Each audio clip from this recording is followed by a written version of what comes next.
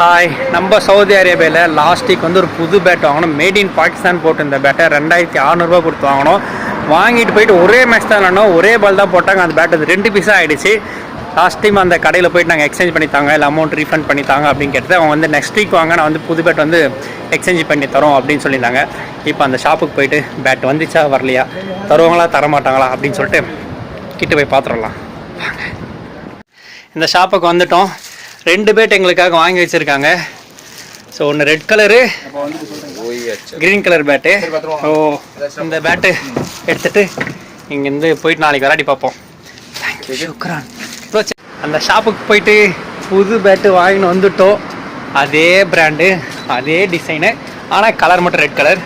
அதே made in Pakistan bat தான் இந்த பேட்டாச்சும் அட்லீஸ்ட் ஒரு நாளாச்சும் தாங்க தான் சொல்லிட்டு நாளைக்கு செக் பண்ணி பார்க்கலாம். நாளைக்கு கிரிக்கெட் விளையாட்டு உங்களுக்கு நான் ரிசல்ட் சொல்கிறேன்.